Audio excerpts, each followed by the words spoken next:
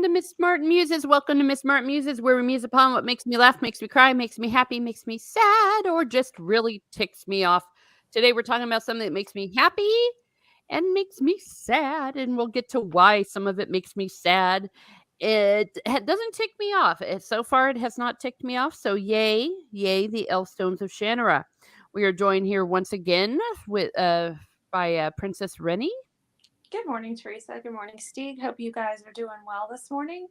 Very excited about talking about these chapters. I'm sure you guys are as well. So, very interesting developments and a lot of fun to read, but also some frustrations. Yeah. Yes, it's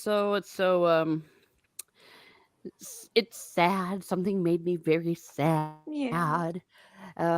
I guess in a way the American football team made me sad, but also oddly made me happy. That's mixed feelings there with my team. But yeah, that's why we're a little bit late starting today because we were watching the match as a family. And then after it ended up 3-1, I was just like, okay, I think we're done. But I'm glad we at least scored once, I suppose. But all the way from Norway, a very northern hemisphere, more northern than we are, where they have the northern lights and we don't. It is the one, the only, the Viking himself, Lord Stieglesby the Third. Hello, how do you do? Except both of you who just told us how you do. Oh, I'm doing fine, but I just realized it was Stieglesby. I'm like, what the third? So I like it. It's very eccentric. Yeah. So how's the future, Stieg? Well, we now have frost on the grass, and the ponds in the park are frozen. Well, fuck that. Yeah. Yes, which means it's getting colder. Yeah. And I guess I've already dropped my F-bomb, so there goes my dignity again. I can't imagine what drives you to do that.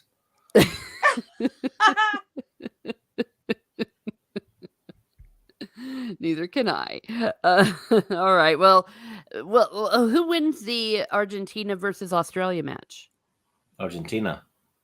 Oh, okay. Oh, you heard it here first. So everyone place your bets. We have a report from the future. Australia is always down under, which means also the score. Yeah. Well, I mean, have an Australian down under right now because I'm on the second floor. Sorry.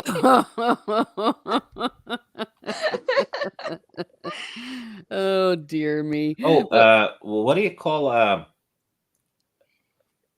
boomerang that doesn't swing back? A boom? A stick. Oh. I've heard that before. I just forgot the punchline. It'll come back to you. Try it on your fiance. Throw a boomerang at your fiance? No. Try it. You know, he has a boomerang, but it's not one that you throw and it comes back. It's kind of used as a melee weapon, and it's like kind of a little bit like old and an artifact and stuff. So it's pretty cool.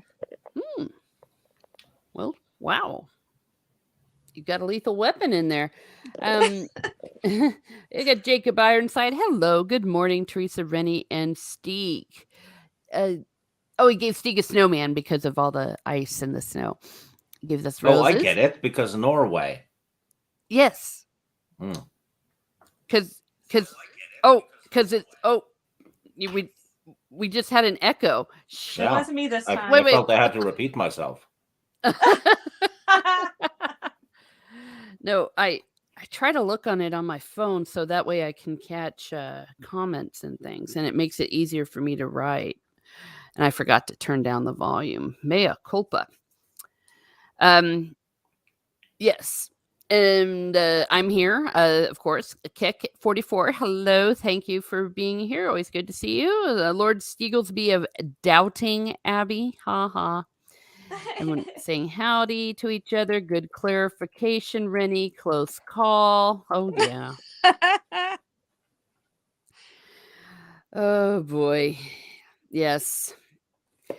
So, I mean, basically, we've been living the World Cup, but besides that, nothing really too exciting is happening. We're now into the throes of Advent.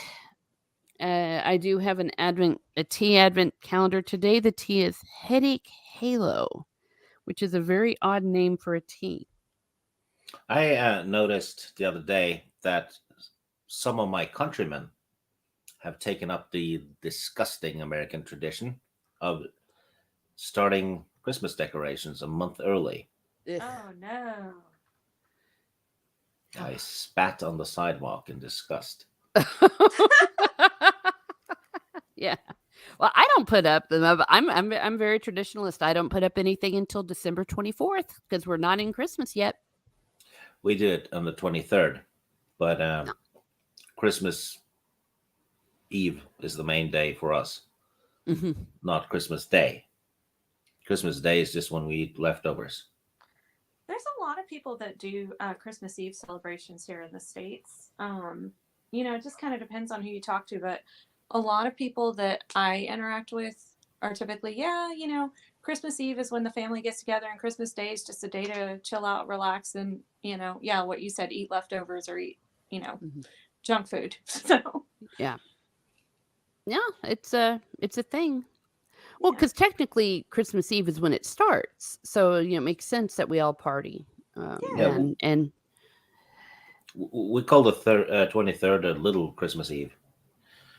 Hmm. Don't know oh why, but we put up the Christmas tree that day, no, that which you're makes sense. supposed to do with your family. Everyone's gonna is supposed to take place. Sorry, it's supposed to help decorate the tree Hmm.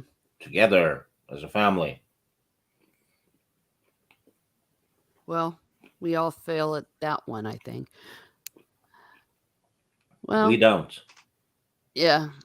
Well, apparently they are because you're saying that your countrymen are starting to mess up and do it early. They're probably adopted or they're immigrants. I don't see them as Norwegian. I never will anymore. Mm, They're okay. Norwegians. I will treat them as the invaders they are. Oh.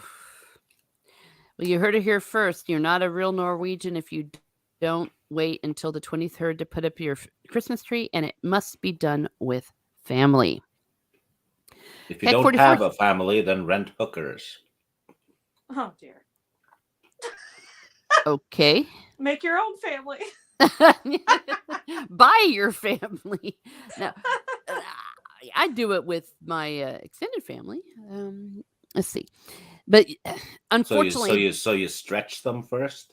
oh, ha, ha, ha. Well, unfortunately, yeah, I'm the only Roman in the family, so they actually already have started decorating. I'm like, come on, people, come on.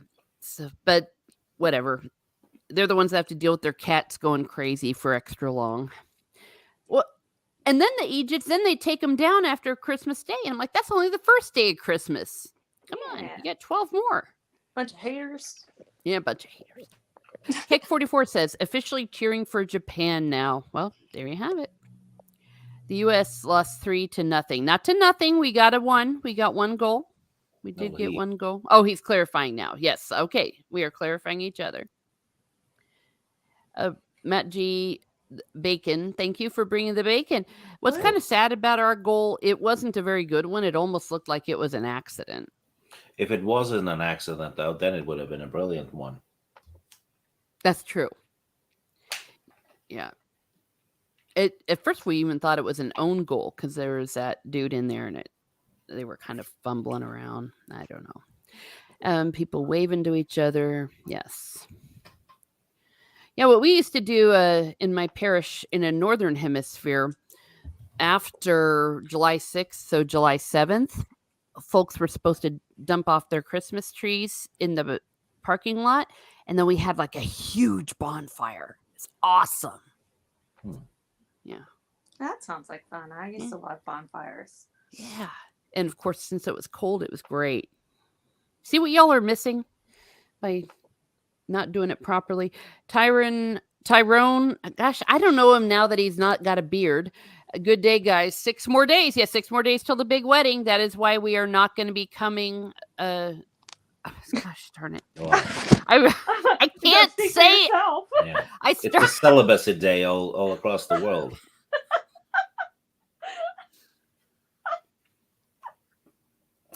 I realized that I used the word and I tried to stop, and then because I stopped, It just spilled out, didn't it? Couldn't it hold made it back. worse. That's Have not to why ram we it in there. Oh, the we will not be streaming next Saturday because Rennie is going to be getting married to the Australian, so she's going to come back and start saying good day. I know. I catch myself saying stuff like bloke or flat out and all that stuff. Flyman mongrel. Yeah. C dash dash dash. Well, I've been saying that since before him, so I can't really, blame him for that one. Because my best friend uses it a lot. But yeah, there's some things that we each catch each other saying, and I've got him saying "ain't" from time to time. He's like, "Why'd you make me say that?" I'm like, "You did that on your own." Yeah. And this was not simultaneous. This happened before the discussion. This was an older comment, but Jacob Ironside says the Reaper cometh. He saw into the future too. Jeannie Mac. Good day, Tyrant. Yeah, everyone's saying good day. Hello, hello, hello, Matt G. Unbearded Tyrone. Gosh, I'm saying it wrong. No, you're fine. The will be coming, and Matt G goes, no, you have to stream, no excuses. I guess getting married's not an excuse, Rennie. Matt G, we'll talk outside. No. Stream from the wedding bed. Oh, I bet you people do that, like OnlyFans people and all. I was gonna say, wouldn't that be more of like a Pornhub thing? But like, yeah. Matt G says Rennie said they're streaming the wedding. LOL. No, I don't think you are. No, we'll be doing like a Facebook Live thing with friends and family that can't make it, but that's pretty much it. No, okay. Well, you heard it here first. But not the wedding night. Well, no, that would be so weird. But there probably is some stuff like that on Pornhub. Yeah, people are narcissistic enough to do that. I was going to say, absolutely. Yeah. Nothing can be private anymore. Yeah, nope. That's so weird. It's like, why would you want to share those moments? It's weird, right? So, all kidding aside, I don't get the fascination with stuff like that, but that's just me. Yeah. Well, but we're doing a stream the week after. Correct. Yeah, that's the plan. And that's the last one of the year. Yes. Most likely. Because of Christmas, speaking of which, because Christmas Eve will be the following one, and then New Year's Eve. So we're going to actually be having lives. It's like we're going to be doing that. So everyone enjoy your Christmas Eve and your New Year's Eve. We are on chapter 21. What do you think? What do you think, Rennie? Oh, girl. So, yeah. So, chapter 21 starts off, it starts off with it doesn't start off, but it kind of ends off with a bang, so to speak. So, we've got that whole, reunion aspect, the getting and going, and then the, oh my gosh, how did it know? So, like, all of those things, and, it definitely kicks us off, with a little bit of craziness. So I enjoyed reading it, but at the same time, like, okay, I have to keep reading because it can't end like this. It just, no. Yeah. I did appreciate the small respite. They did give us a little respite by staying the night and allowing herself, Amberly, to see her mother. Yeah. I like those moments. And it says right here, they consumed a full meal. We endorse that. Food and fantasy goes together. Hey, it's basically the truth, right? Whenever you read fantasy books, there's got to be some hospitality and some good eats. I always get hungry when I read fantasy books and they're stopping at an inn and the food is always described. Yeah. And it makes you want to go get bread, fresh baked bread and cheese and stew. Yeah. That's And the a thing cup in of my ale. D&D group. I have to describe every fucking meal they have and then roll a dice to see how good it was. Yeah. And then all of them go, "Oh yeah, that's not bad." And if he rolls really high, we're like, this is the best cheese ever. Yeah, they just think it's real food. Yeah, it's fun. Well, see, that's what makes D&D fun. Yeah.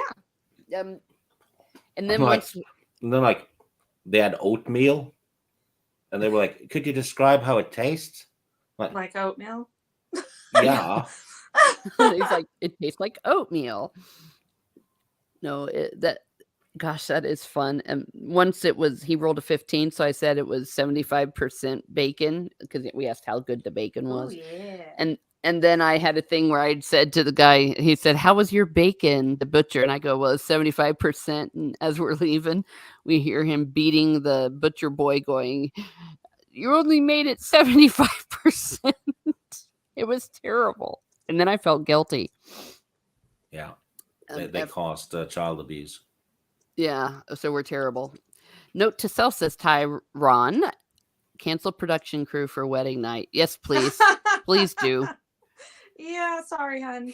We're gonna have to cancel.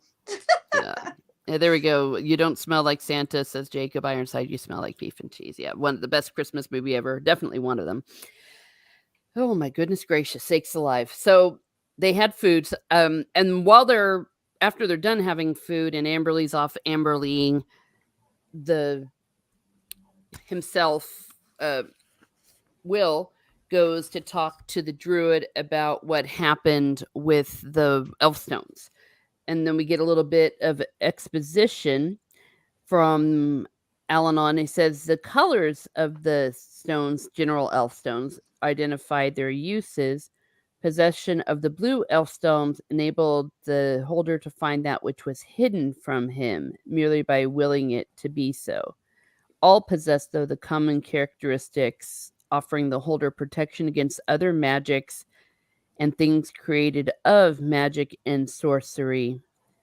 Indeed, the extent of the power of the stones was dependent entirely on the strength of character of the holder. And each stone represents the heart, a part of the holder, stone for the heart, stone for the body, one for the mind. And he points out they were created by elves for elves because they were a bunch of racists. Well, to be fair, there were only elves back then. Yeah. They were elitist. Yeah, because this is like way back in the fairy days. Mm-hmm. The little fairy days. So it wasn't something that they would have foreseen. And he points out once again, it is not your elven blood that's causing you difficulty. It is your man blood. I died laughing. I smell man flesh. Looks like meat's back on the menu, boys. No, sorry. Exactly. I know, you gotta love it. What he should have done though is just looked at him and said, "Yes, you're tainted because of your shit genes." Well, I wouldn't be surprised if Alanon wouldn't do something that blunt. He never holds back. Indeed, that's kind of what he says. Oh, speaking of which, Matt G says Rennie and Tyron are going to Galaxy's Edge for their honeymoon, and then they're seeing Avatar 2 in triple 3D IMAX, where they will beam the movie directly into your brain. Please don't. Yeah, no. Well, it might still be a good movie. But we are watching Top Gun this afternoon. It came back to theaters, so he really wanted to see it, so we're gonna go see it. Oh, did you watch the new one? That's the one we're gonna go see. Oh yeah, okay. Well, you're in for a treat. It was amazing. Mm-hmm. Cool. Yeah, we endorse a Top Gun Maverick. I really, really thoroughly enjoyed it.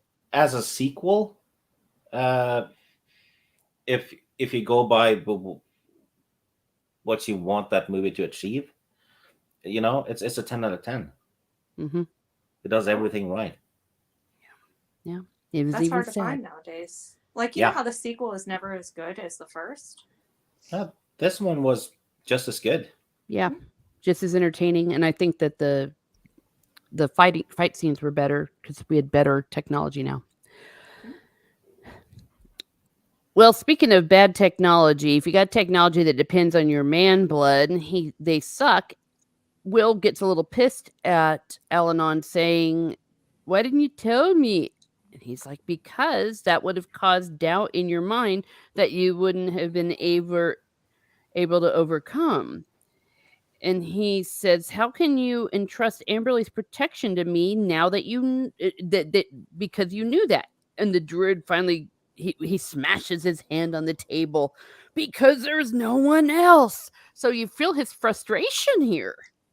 Yeah, but I felt like that wasn't the right thing to say to Will at that time. I mean, I get it. There's no one else, but I think I would have taken a different approach and said, because it has to be you, because you are of royal blood. This is your ancestor, Gerald Shannara, and it can only be you that wields it. I think if he had explained it to him properly, he wouldn't have been as upset. But Al-Anon is just very curt and dry quite a bit. Mm-hmm. And I think for some of these characters, it just doesn't always work well for their persona because they're like, damn, that was harsh, man. Yeah. So I think he could have gone about it a different way, but at the same time, he has to be him. So Yeah. It's concerning that Al-Anon is very frustrated about this too, because he's basically saying, "Yes, I agree. You're not the one for this job, but this is all we have."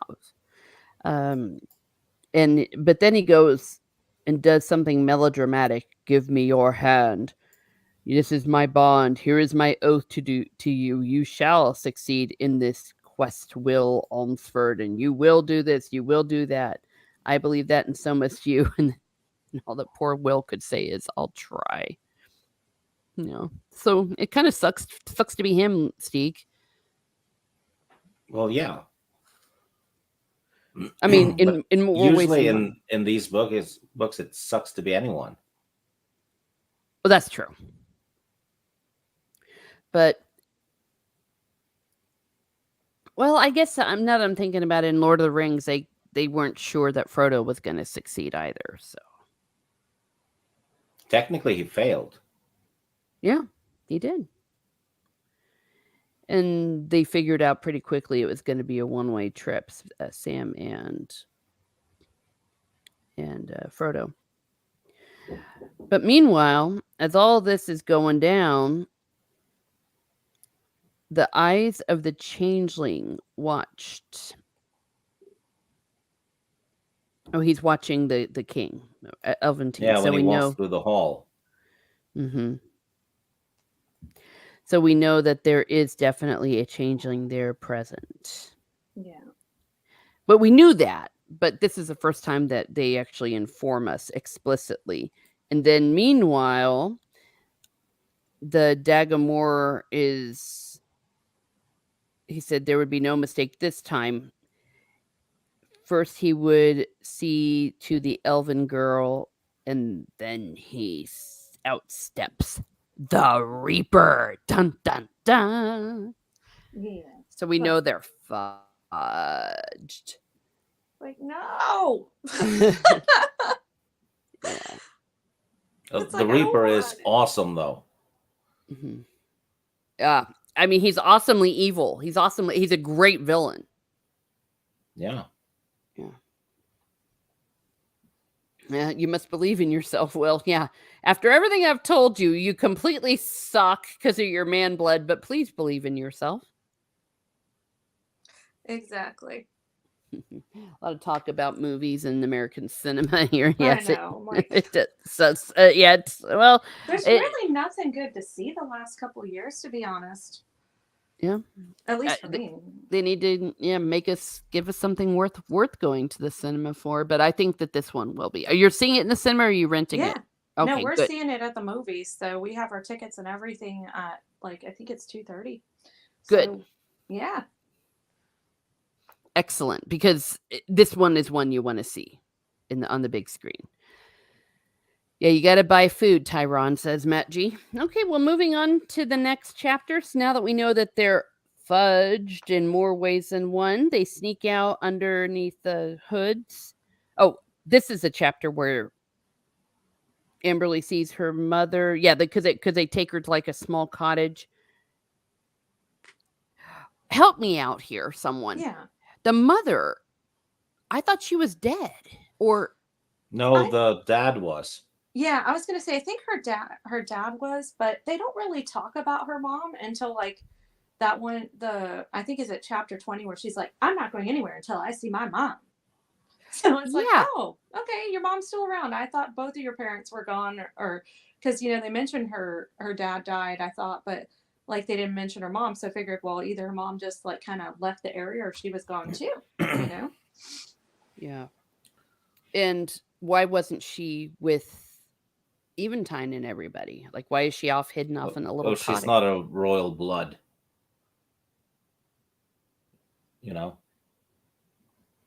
Well, but she's still family. Yeah. Yeah, her dad was Anne, right? The son Anne. Yeah, and it was on a need to know basis, a lot of this. Oh. Yeah. Well, okay. Wow. Oh, all right. Well, I guess that's the answer to my question. Yeah. I mean, they were being, saying that only a few people were to know what was going on and blah, blah, blah early on, right? Mm-hmm. Yeah. Yeah. I guess I'm just still not accepting that she wasn't even hanging out in the royal place, that she's somewhere else. But if that's the way you snobby elves are. Elitist. Yeah. Hello, Mr. Brown. Thank you for being here. All right. Well, so she sees her mom gets to spend a few minutes. So yay. I like it that we don't see the scene, so you can kind of imagine the kind of moment that it was, but it's like Brooks didn't want to intrude on that intimate moment. So yeah, why not? Yeah. From that point, Crispin and the gang, their little fellowship of bodyguards.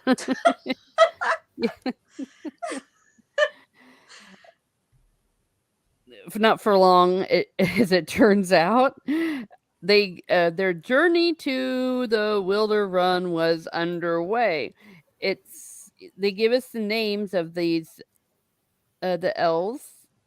There's Dilf, Katzen, Rin, Cormac, Ped, Kian.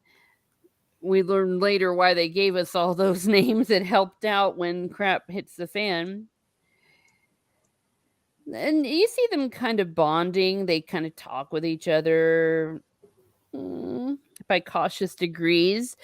Talks, and they're giving each other comfort. So he gives us enough time that we know that they're truly getting bonding, because that's what happens when you're out and camping and being chased. Oh, they're on a barge as well, Yeah. going down river. Mm-hmm.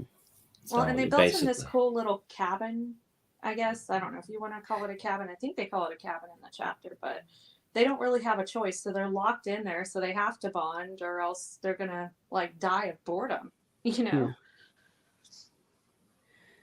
Okay. Yeah, that too. Maybe it's later where they do the... Well, we get to some of that other stuff. And then, what does it says? Will finds himself caring deeply and compellingly about what is to become of Amberly. It's like, that made me giggle. What can I say?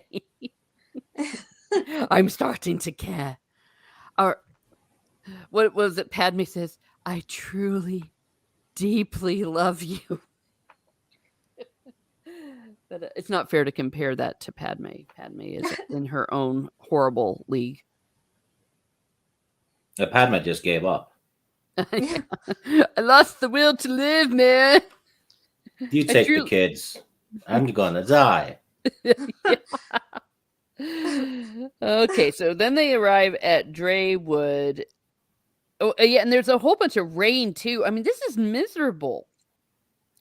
Heavy rains had diminished to a slow drizzle, and the air had become sharply chilled, and they guided the unwieldy barge into a shallow bay where docking slip jutted outward from the bank. So I'm freezing cold right now.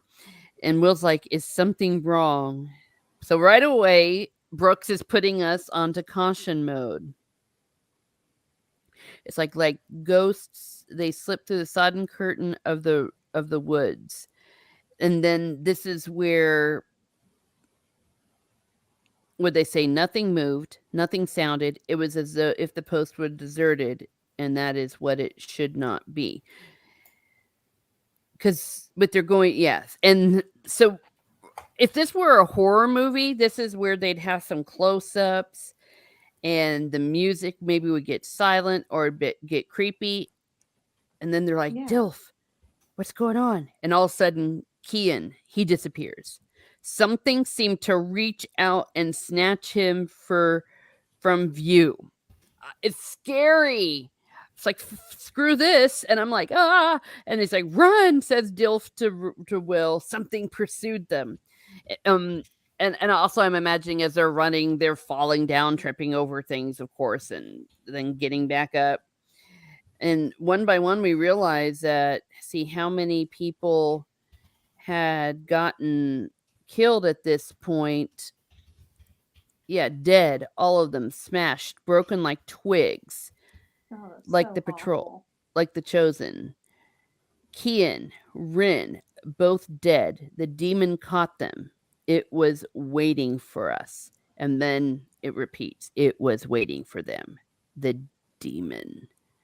And it almost caught Will. Mm-hmm. Yeah. Because like Will's ahead of what is it, Dilf? And next thing you know, Dilf's the first one to make it out of the area, and it's like, oh crap, did Will get caught? Yeah. You know, and I think they said something about Kian like letting out a scream or a pitch, like squeal or something. I'm just like, oh, that sucks. Yeah. Yeah, and Will almost falls into the river too, and he's pulled away because, they're just running for dear life in desperation. Yeah. Gosh, it's scary.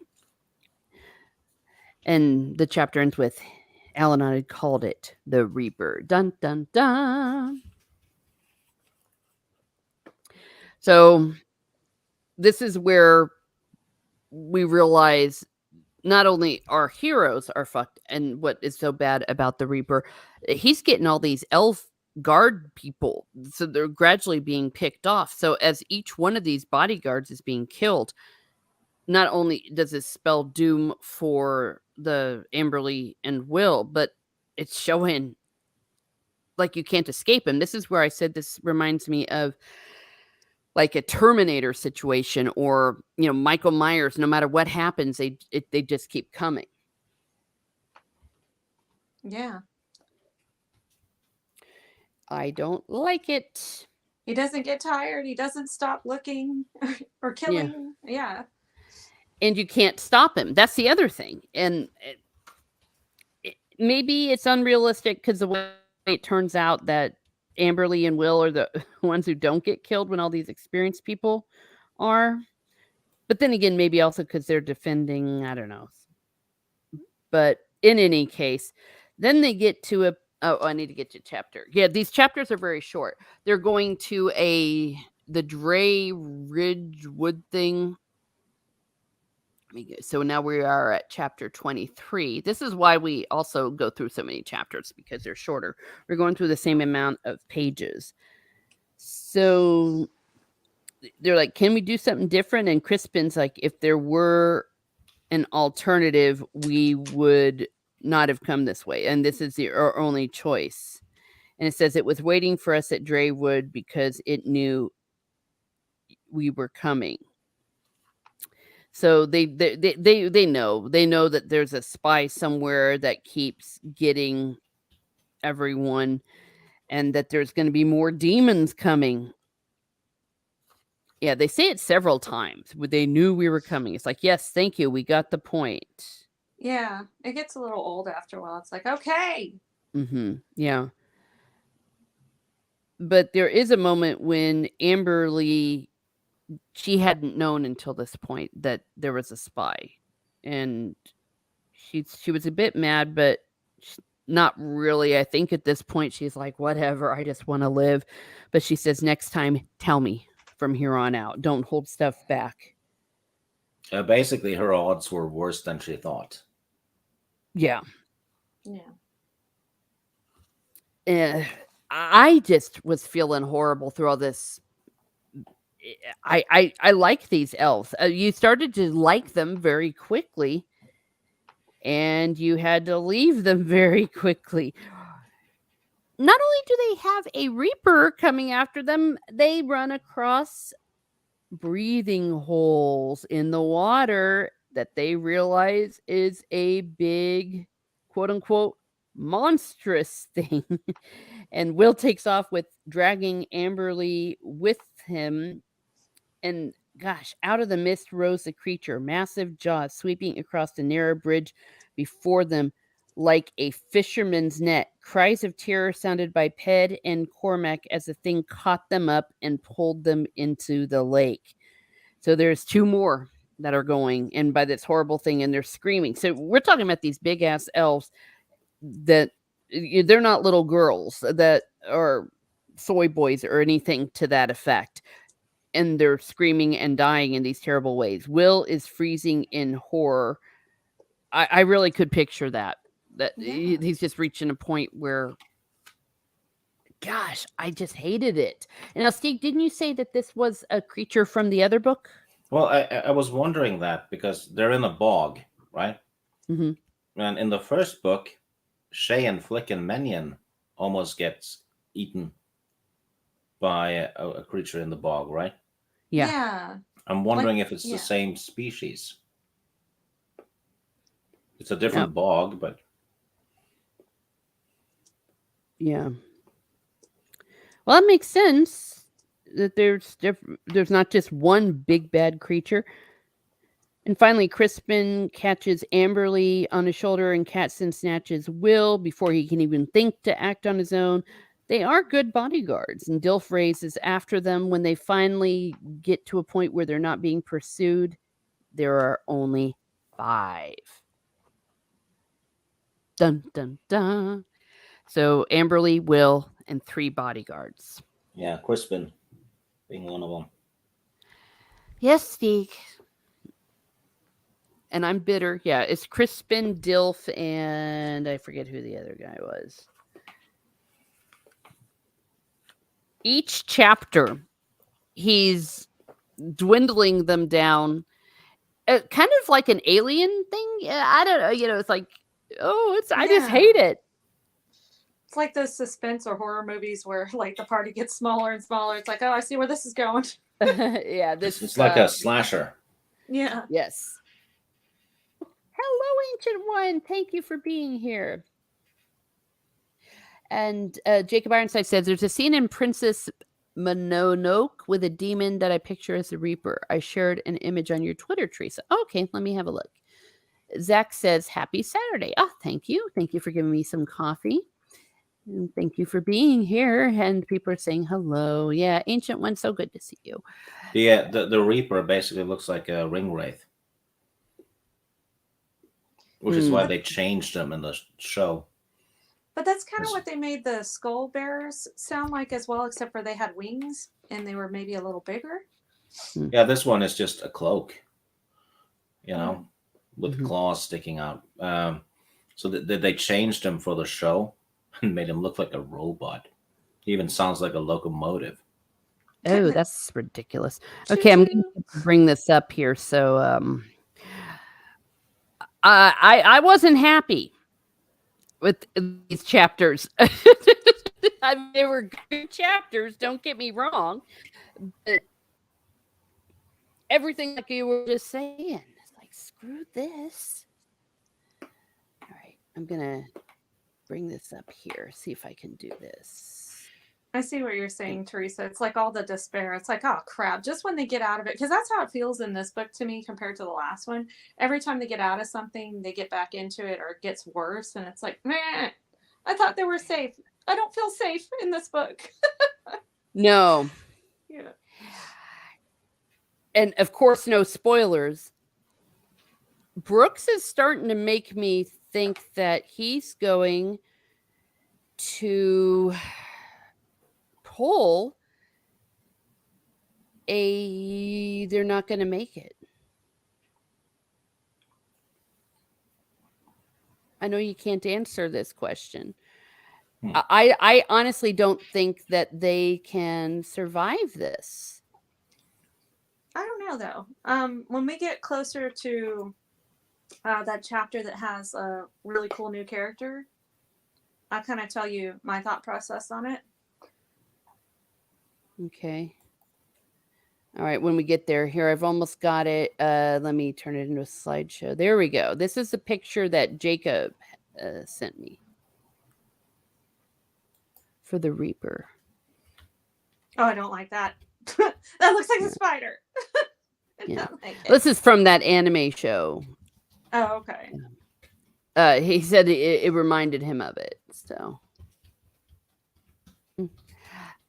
the way I picture the Reaper, though, is almost like an alien, where you can't actually see him. See, I picture like a really huge version of the Grim Reaper, except for without the little sickle. Yeah. And it's like, don't let him touch you. Oh, Ancient One saying, how is everyone doing this day? Yeah. Gosh, I'm reliving this. That's why I think I'm traumatized. I'm so scared. I don't like this.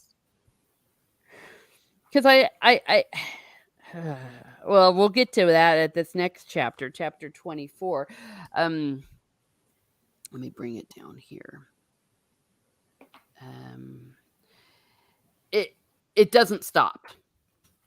That's just what kills me, because you're like, okay, maybe we're gonna get the break, but no, it doesn't happen, as Rennie was saying. So they're haggard and worn, hands and faces covered with welts and bruises, their clothing soiled and torn and hanging damply from their bodies. They have the look of beggars. This is not in any way glamorizing the situation. It's bad.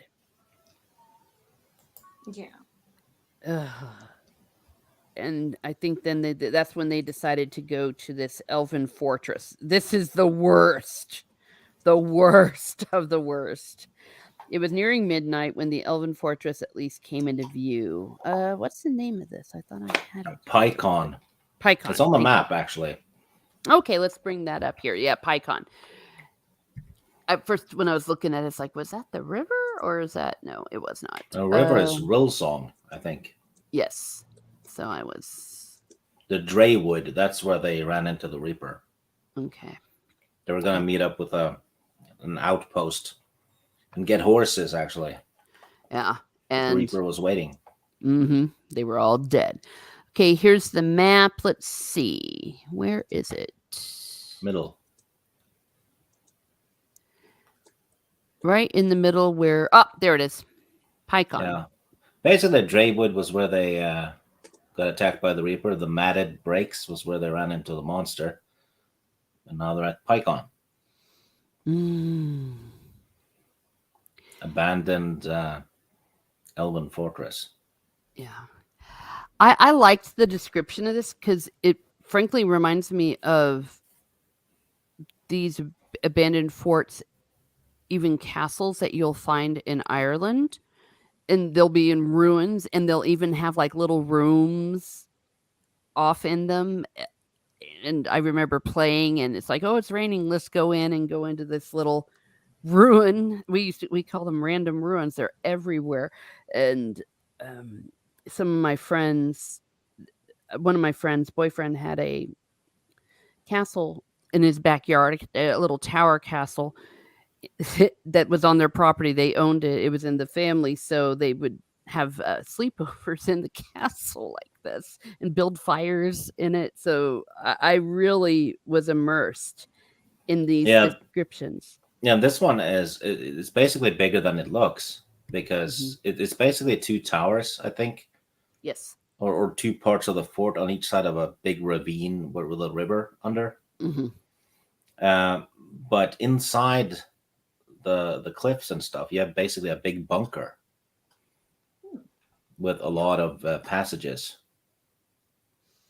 Yeah.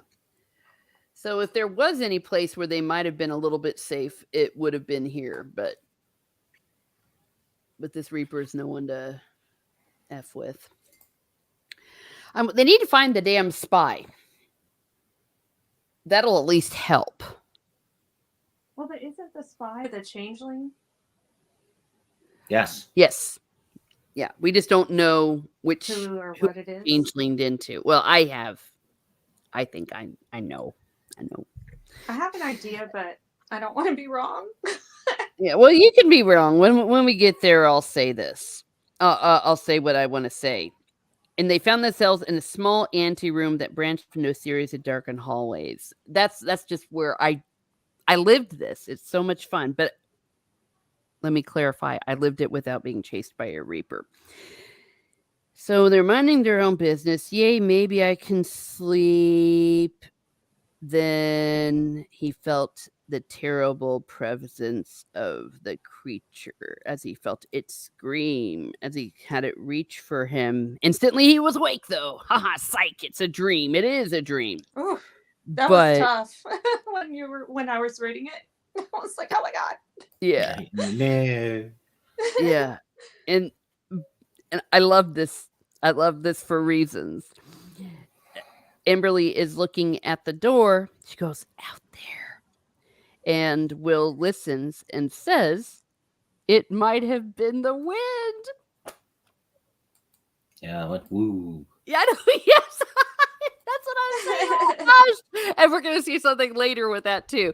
Something completely outside of the story that has nothing to do with it, but the wind did it. Ooh. So it might have been the wind. Of course, we know it wasn't the wind. The dream was a foreshadowing, in my humble opinion. And then as he's Or going, could it have been the Elfstones warning him? Because they're to protect, right? And he did say the Elfstones was burning against his chest. Yeah, that's a thought that kind of Oh. crossed my mind. It's like, are they kind of speaking to him in his sleep? But then it kind of went away. So it's like, okay, maybe it's just his imagination. Oh. But the Elfstones were hot. Yes, So, it No, says that's true. So it might have been. We don't know. oh, for feck's sake, I missed this. Yeah, it says here the Elfstones burned like fire against his body. So they woke him up for one thing, and also, especially if you're not like totally in tune to magic, there's a thing about speaking through your dreams. Your subconscious, if you're not as attuned. But yeah, fire. It was the Elfstones. It wasn't the wind. And then as he goes downstairs, he says he saw Katsin. At least he saw what was left of Katsin. His body twisted grotesquely as it slumped against the tower wall beneath the balcony, and a few feet beyond lay Dilf, barely visible under what remained of the heavy tower door that had been solidly blocked. Will felt himself go cold. It had found them, and it was inside the tower. Oh my gosh. That was scary as F. And Steeg, I blame you. I didn't put him there. I know, but you knew this was going to happen. Uh-huh. Yeah. But you warned us, actually, to be fair. Last week, you said it was only going to get scarier. Yeah, I know he kind of let me know. He's like, well, since you like reading horror stuff, it's going to get pretty scary. I'm like, all right. So, you guys know my favorite author, Stephen King. So I like this kind of stuff, but at the same time, it's like the constant despair is what's kind of getting to me from time to time. Like, oh my God, these guys just can't win, you know? Yeah. Jacob asks, what was the name of the elf city again? Arborlawn. Yeah. Yeah, there we are. Yeah. See, I'm not the only one. Steve Kenobi. The wind did it. Woo, yes. Finds out the Elfstone summoned the wind. Oh no, what have we done? Yeah. So Amberly, open the door. They're dead, both of them. The Reaper got them. It's here in the tower. This is where the music goes, da da da da da da da da, and they're running, and they're like, ah. He choked. Sorry, Basically, they're in very dark maze-like passages, Mm-hmm. and you know the Reaper's in there with them. Mm-hmm. So Ugh. every turn could have them bump into them.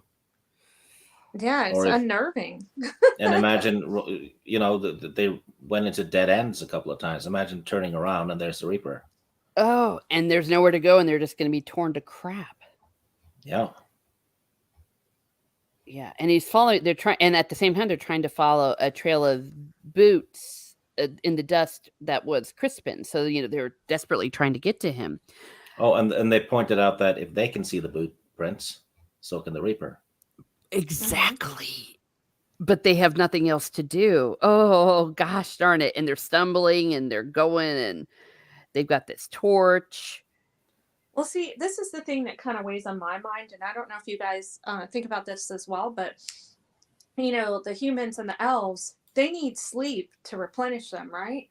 I don't think these demons do, so they could be hunting all night. Now, they may not be able to move or work in the sun, but while these people are sleeping, these other creatures might be creeping up closer and closer. So, that's what adds to a little bit of the horror for me. Mm. Oh gosh, yeah. Well, and they say all the time, like just what even Amberly, I'm so tired, and I can relate. When you're tired, you can't think straight. It's almost a kind of torture they're going through, psychological and physical. You don't have good reflexes. You don't have any energy. It's all bad. Mm-hmm. Yeah.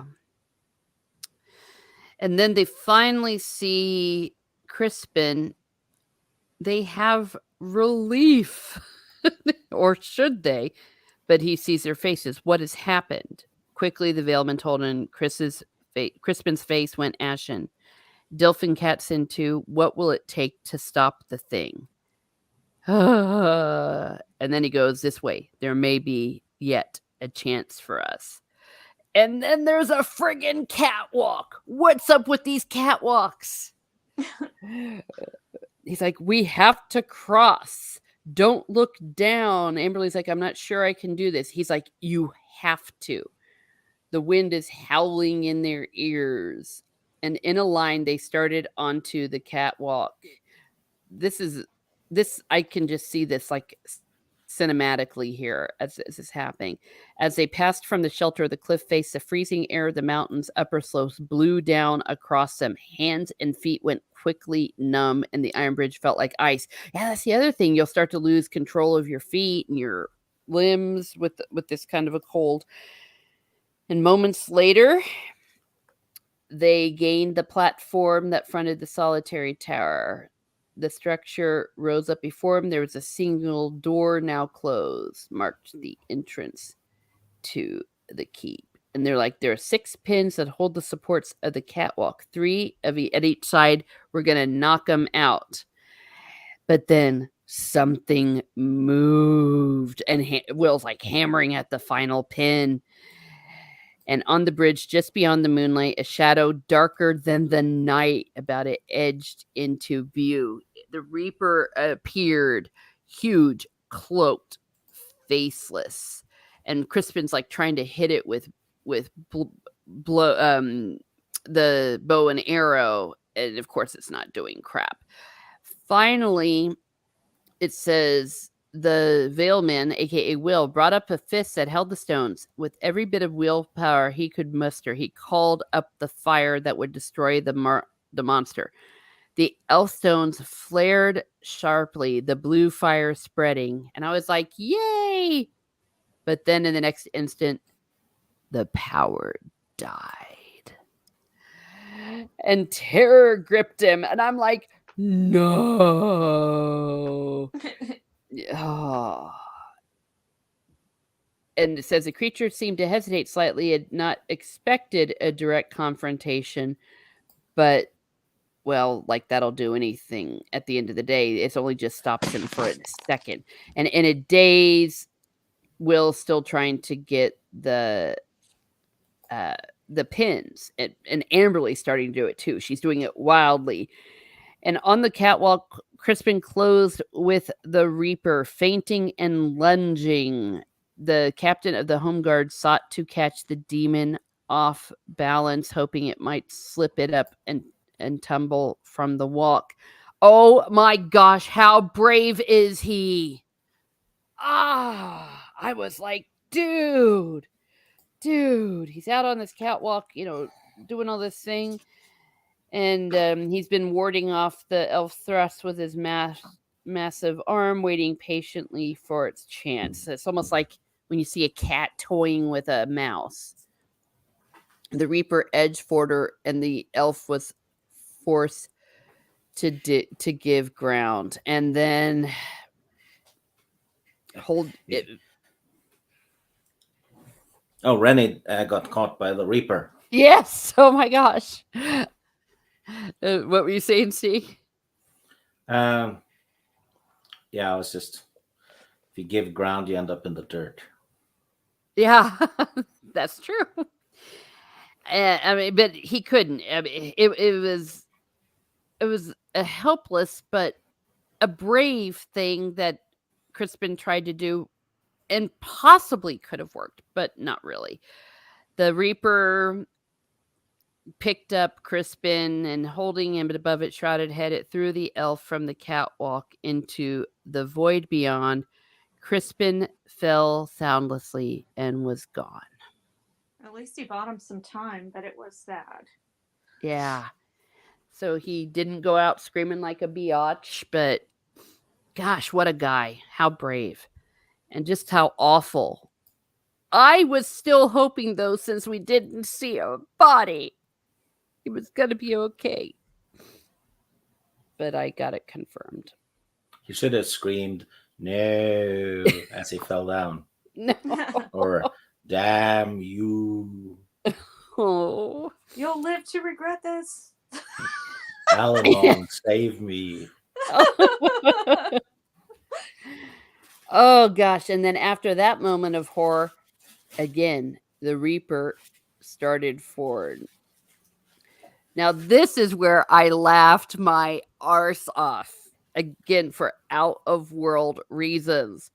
Then a sudden burst of wind caught the catwalk, and with a powerful thrust, it snapped the final pin in its setting, and that's what broke it all up, and the Reaper fell into the void. And I'm like, oh my gosh, the wind really did do it. Yeah. It was amazing. Woo! But a happy woo. The wind saved them. And For take now. it. For now, yes.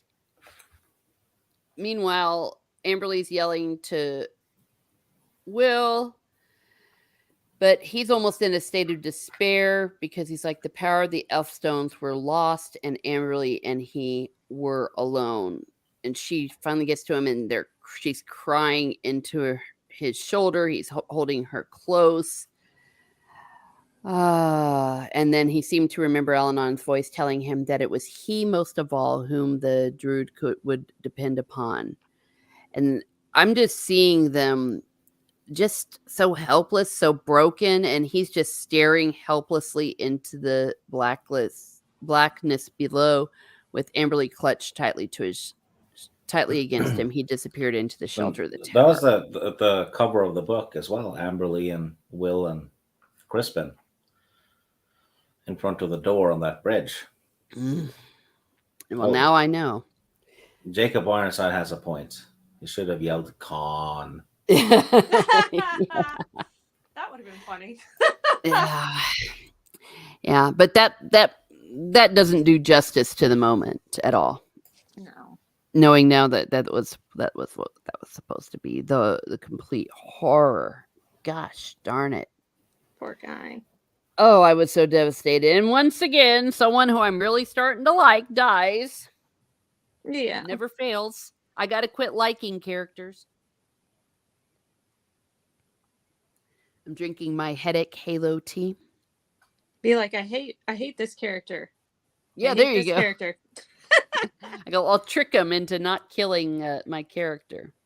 That's right. I think that of all the chapters, this was the one that really got me. I mean, I thought the other ones were getting me, but this one just, holy I mean, I won't say it broke me, but it brought me to a level. It's like, I didn't think he could do this to me, and he did. You bested Terry Brooks. Oh, Terry Brooks is, if you think about it, George Martin gets in trouble for having killed a few characters. Mm-hmm. Because he actually, you have that meme every time someone asks about book 6, he'll kill off a Stark. Mm-hmm. Well, he's only killed 2 Starks. And he gets all this shit. Look at Terry Brooks. Yeah, he kills off everyone. Yeah, he's based as hell. Oh, yeah, he is. But, as a good writer, he does it in a way that does not make you hate his guts. It works in world. Yeah, and Feist as well. He's even more killy. Oh, yes, I know all about that. All my favorites die. Well, not all of them. Okay, do I have? Oh yeah, chapter 25. As they're continuing on, Amberly helps freak us out some more. Will, what if there are demons waiting for us out there as well? What if the Reaper wasn't alone? It's bad enough we have this Reaper, and now we have. Thank you for reminding me, Amberly. But oh gosh, it's just so terrible. 1 hour mark. Yes, yay. Yeah, you're so good at that. Awesome one. Thank you. The elf that fell was thinking, I'm not dead yet. And he pulls out another bow and shoots an arrow with the rope on it. There you go, Jacob. That's what it could have been. That's what I was hoping. Something like that. And so they try to maybe let's go to a boat. After they have to find their way out of it because they're at another tower and there's also mazes. So any second, finally, when they get to the dock, though, none of the boats are worth a darn. They're all rotted and useless. And I felt some despair for these poor kids. And I think that, yeah, they eventually found something and they're just drifting along. They find a fisherman's boat and they're like, well, their need is much more than the fisherman's. And she's like, have you slept? He's like, I couldn't. And then she finally lets him sleep some eventually. And he's like really in a state of despair. He's like, the reason I'm supposed to be doing this is because of the Elfstones, and now the Elfstones really don't work. And then she goes, then we'll get by without the stones. Rennie, I kind of I like her now. I mean, she's... Yeah, she, I think in this chapter, she showed a lot of strength and determination versus the other ones where she showed, to me, a lot of, difficult, like, I guess being difficult or, or, no lack of motivation, so to speak. So I just didn't feel like she saw, she saw what was going on and she didn't have that sense of urgency and like that, sense of need. Like this isn't what we want to do. We need to do it. We have to do it. We don't really have a choice. I have to go. And I don't really feel like she had that sense, and I feel like she's getting it more now, which is great. But Development. I will say, what's that? The character development. Yeah, exactly. Maybe in the same alley as Sarah Connor. Maybe. Well, very similar. You're right. Yeah, she had to become a survivor. Did you Yeah, guys or have a heart maybe attack? Ripley. Oh yeah. Did you guys have a heart attack when you initially read it and you were like, all right, he's busting out the Elfstones? It felt like they were gonna work and then like, nope. Well, no, exactly. I'm like, yay, we're saved. No, we're not. So It's like, Al-Anon just told him that there was something wrong with him. So he's Yeah. basically gave Will impotence. Yeah, you're yeah, the problem. Well, and yeah, I think that's what Amberly even says. Al-Anon told you it's you with the human blood. Perhaps a block you experienced was one of your own making. yeah. So you I need to like that. just, yeah, you just need to relax a little bit, Will, and just let it happen. Yeah, he needs Eritrea to show up and fluff him. Well, it would work. She also Probably. points out you are a healer. Perhaps you were not meant to use the Elfstones in the way in which you tried to make them act when you faced the Reaper, because they said that the stones are kind of a part of you. Well, she should have told him that it's because of you that Crispin died. Oh my What God. kind of a healer are you? You're a murderer. Yeah. Poor guy. She drops a wise bomb. I'm thinking of actually putting this as a quote of the day. She says, "Do not be so quick to accept as truth what you only conjecture." Isn't that good? Yeah.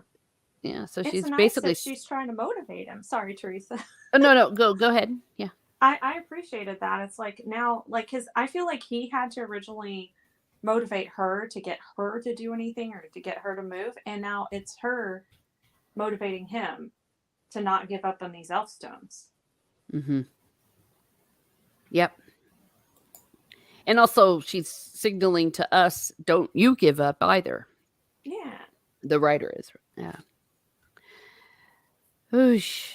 No, it's. Oh, they found a boat though. Yeah, I It said, was yeah, they like found the fort was connected to a cave, which had a little dock in it, kind of.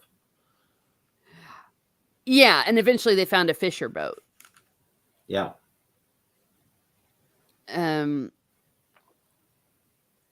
Yeah. So that's why he's able to finally get some sleep. Thank goodness. And he's like, believe in yourself, Alan. And I told him, did he have that belief? Was that belief enough? And they also remind us after the sleep, though, they had lost absolutely everything at the PyCon. Hello, Shansu. Thank you for being here. No worries. I'm just happy you're here. Always happy to see everyone in the chat and everyone coming in the replay. Thank you for being here. We get a new character, though. This was cute. I love it. Yeah. When they wake up. Oh, they wake up after, check this out, fresh fruit and vegetables. Because they found some fresh fruit and vegetables. I'm like, yay. I noticed a blooper. Oh? Because they made camp about 100 yards, I think it was, from the river. And then they spent time looking for water. It says so in the book. I'm like, the river's there. What if the water is not drinkable? It's a freshwater river. I know. I'm just trying to suspend disbelief here.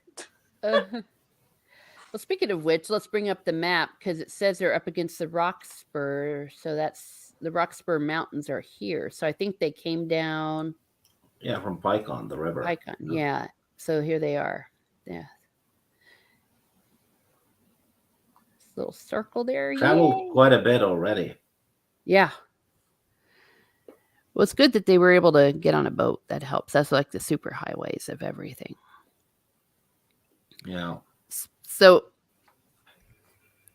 well, since they're too stupid to know that river water is fresh, but I found myself wanting fresh fruit and vegetables. It was like an oasis. And like, then there's... Imagine the two of them dying from dehydration next to the river and going, if only the water had been in bottles. Only it had been purified. There's no lemon in it. That would have That would have been pretty pathetic. So anyway, so there's this little boy, and I love him. He's so cute. He's just like, "Hello," and they're like, "Why are you here, little boy?" And he's like, "Well, because I live in the South."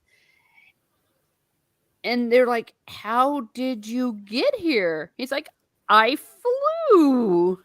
And Will stared at him speechlessly. And I was thinking, "Oh my gosh, do we have like Superman going on here?" Well, I feel like like Will and Amberly were like, okay, this dude's delusional. He's on drugs or something. Something's not right with this kid. Yeah. Or like a little boy that, is too much into fantasy. But then his name is Perk. Okay, yeah, because Perk, which is a cute little name. And then Perk says, "Would you like some breakfast?" He's like, "What'd you have in mind?" "Milk, nuts, cheese, and bread." I'm like, oh my gosh. Because I've just been talking about how much I love like cheese and bread and stuff in fantasies. And nuts. Nuts are good for you. And so he starts calling them land elves because they're like, "Hey, this is the granddaughter of the king of the elves, king of the land elves." Perk's like, what?" And he's like, "Well, do they call them the air elves? I forget, or the flying elves? I forget what they. Wing? I think it's like wing rider or wing. Yeah, well, he's a ring rider, but I forget if there was a special name that they call the ones that fly, because he's like, there's land elves. And he says again, "We can fly." And then finally, he calls this animal. It's a golden hued form soaring out of the rock spur, shimmering brightly in the warm morning sunlight. And at first, they were reminded of the winged black thing, but of course, it's a nice one. And it has a name. It's Genowin, which I hope I'm saying correctly. And the little boy goes, "You see, I told you we could fly." And it's like, yay. Because Amberly was being a little condescending. "You don't have wings." Okay. Oh, they're called sky elves. Here it is. That's on my next notes. I know. I couldn't remember, and I was sitting here trying to think, what is it? What is it? Yes, that's correct. Sky elves. Yeah. And so we get a little bit of history. With Perk is tells them the story. Before the time of Gerald Shannara, if I'm saying that right, I hope, in the advent of the War of the Races, elves migrated south from their homeland. Those were Perk's ancestors. They were fishermen in little small villages, and they realized that they were sharing cliffs with a rookery of massing hunted birds. They called the bird rocks after a legendary bird from the old world. And eventually they all became friends, and they were tamed, and they started bonding to them, not unlike some Song of Ice and Fire kind of dragons. It reminded me, or rather the other way around, because this book came first. Rocks, but I mean, it's a fantasy thing, so it's not like anyone was stealing anything here. The elves, in their turn, kept the rocks safe from creatures that sought to invade their rookery. So they had a symbiotic relationship, and they shared what they called the wing hove. It was small and isolated in a wilderness only sparsely settled by men, and you would then have these wing riders, sky elves, and the rest in the western and were the land elves. So Perk was a son and grandson of wing riders, and he was in his second year of training. It was almost like he was on a bit of a quest. He had to go out for a while, but he wasn't allowed to make contact with people. So he's kind of breaking the rules. But it says, although he was an obedient boy, he was also a curious one. This is one of those times. So I liked that. I liked that little bit of lore that they gave us. I never got a hint that there were any other elves, and obviously they had neither. Yeah, I liked it, and I thought this was a very nice relief from all the stress. Mm-hmm. So, we got to know this really cool little character, and, he's really sweet, very kind, and you learn, you know what? You guys aren't alone. It's just that you don't live the same way. So that was kind of cool. Mm-hmm. Yay. Yes. And then it was very magical when they went off and flew. Yes. And they made up quite a bit of ground, which was nice. Yeah. Because I felt like they had to. It's Yeah. like we gotta move this along. So, and when they ended up on the eastern edge of the Wilder Run, and I'm looking if that is that here on the map. Am I not finding Yeah. it? It's right. Yeah. So under Westland, it's like in the middle of the circle of that mountain range. Like right in the middle of that circle, it says Wilder Run. Okay. Yeah, right above the little lonely peak. Yeah. There it is. Okay. So he gets them to the eastern edge. Let me move it. Yeah. Over here. There it is. Yay. We're making progress. That would be the western edge, wouldn't it? Well, but the Wilder Run is just this. Oh, yay, we're over here. I, I'm thinking Whistle Ridge might be a hint. Oh. Oh yes, especially like with how they parked. Yes. Yeah. No, never mind. I didn't look it up on the map. So, anyways, Usually on a map, west is on the left.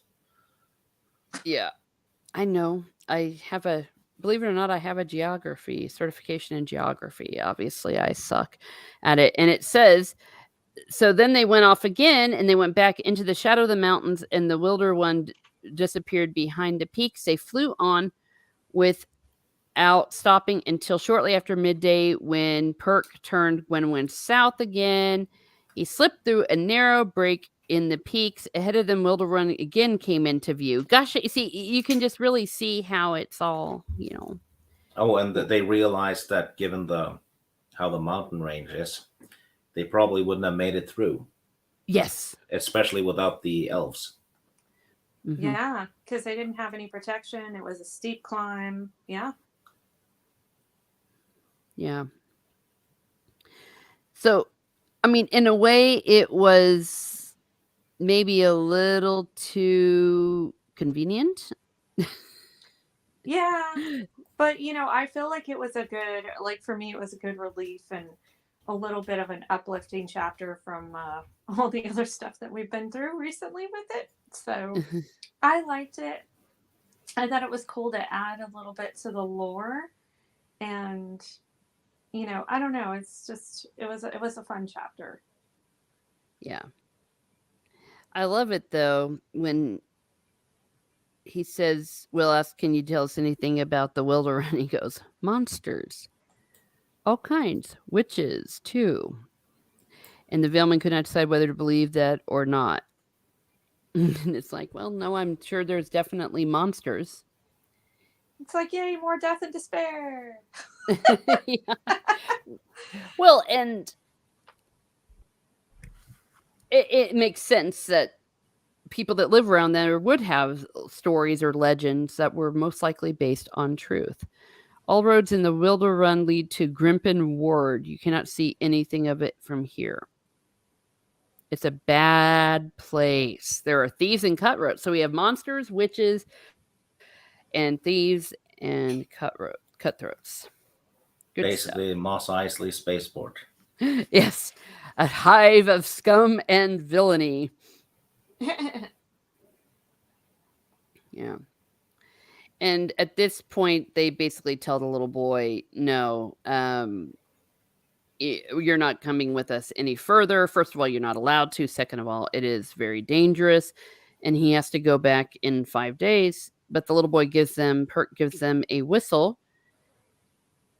And they decide to make a compromise because they're like, we're not going to put you into danger. Because he said, call to me and I'll help you. So they decided that they would call to him if they needed help, only if it wasn't going to put Perk in danger. also then Perk had to promise that he would not, that he would fly home after 5 days, that he wouldn't wait around for them. So I'm hoping that means that we're going to see them call to him. What I'm not hoping is that they will call to him even though they think there's no danger. But because everything that's been happening so far, they think they're not in danger, but they are. Yeah, he's basically going to swing by at noon for a while every day. Yeah. And if the bird hears the whistle, because he can't. Yeah. Then he'll dip down and help them. Yep. Okay. I thought it was pretty cool, and it kind of gave an idea. Okay, if everything seems like, all is lost, and it happens to be around the time when he's swinging by, then you know what? This may just be what comes in clutch and saves them at the last minute. Yeah. So it gave me some hope. Yeah, and I think we needed hope at this point. Like we were saying, we're not feeling very good right now. Speaking of creatures, it is Snortopupus Kuber. Hello. And other critters. Yes, we have a rock, ROC. Hello, rolling chairs. Thank you for being here. Let me see. Oh, saying hello to Lord Stigglesby III and Rennie. Yes. It was cute. It's getting complicated, though. It's getting complicated keeping track of these. Exactly. Because it's my first time. If when we get to Master Magician Apprentice and Magician Master, I'm like, yay, because I've already read them, so I won't be coming through. Because sometimes you don't always know what'll even be important. I thought Crispin was going to be this big, huge character, and then he just croaks on me like a jerk. Well, and I think that's the great thing. You and I are going through this together, so I hope you don't ever feel like dumb for feeling that way, because we're both novices at these books, so I think it's really cool to be able to discuss them and to bounce ideas off of each other, as well as Stig, who is more experienced. So I'm enjoying the ride so far. But yeah, sometimes it's like, oh man, why did I fall for that? I got my hopes up and just to get my little heart broken, so I get it. Yeah. Well, I guess I only feel dumb when I go left for west, or east rather. Well, in all fairness, the map does not say which way is north, south, east, and west. Yes, so it's from a certain point of view. That's right. So, that's pretty fair. Yeah. Oh, thank you, Jacob, for being here. Gotta go. Great chapters. Bye, all. Yes, thank you. And always good. If you have not subscribed to Jacob, I know he's broken 100 subs, so let's keep him going. Yay. A lot of different movie talk and stuff. So, yeah, we like it. So, all right, chapter 26. We shift gears. We go to Eventide. Elisindil sits alone in the study of his home. And Manx, the dog, lays curled at his master's feet. You see, that's what I think. Yeah, I think you and I are on the same wavelength. Because he doesn't talk. He's a dog, so people wouldn't be, hey, you're talking kind of funny today, Manx. And he would be perfect because no one would ever think of him being in there. It's like, what? Because they kept saying we're all alone. How could they have known? Well, no one would think that the dog was ratting them out. Which means the original dog is dead. I know, the bastards. That makes me sad. I hope they were. Well, no, he would have been terrible. He'd have just ripped him to shreds. Poor puppy. You see, so they're puppy killers too. They suck. Oh, Jacob says disregard that. I'm still here, LOL. Okay, but still it was great. Yeah, good to go and come back. Everyone's buying and hiring. But yeah, Manx. Oh, the bastard. Well, they did say that, remember, Manx was growling at Will? Or was it the other way around? Yeah. Oh, no, he was acting, weird. Not that Will was growling at him. That would have been more fun. Because Will just growling at the dog. Yeah, we don't like it when humans growl. It's creepy. But yeah, but meaning that he felt something was off. He's feeling a little despair. Meanwhile, Eventide, because he's like, even the Elven army, they can't hold off the demon horde. Also, though, it's no good depending solely on Amberley and the seed of the Elcris because they're most likely going to die. But of course, if they don't succeed, then they're all going to die anyways. So Basically, if the demons get through, they can tear the tree to bits. Yeah. And it would be game over. Yeah. Yeah. We're all screwed. Yeah. Yeah. Snortopoopas is telling us, oh gosh, you terrible people. Okay, Jacob's like, Scooby Dooby Doo. It's like, no. And Snortopoopas, I give a good growl. Well, that's interesting to know. Thank you, Snortopoopas. Well, he's a polar bear. We also get news of an old favorite. He goes, there was Calanorn, but not the Calahorn of Balinor. Balinor is dead, and he was the last of the Bacanas and Calahorn's present ruler, a distant cousin who had ascended the throne by accident. Rather, which is like, what the hell? You didn't make any babies? I hope he tried, though. But when you're a king, you need to marry and make babies. Yeah, because the cousin sounds like a real winner, man. Yeah, he doesn't do jack. He just sits around and goes, I'm just going to hang around here. Overly cautious is what they say. Yeah. Oh my. I should never read the private chat.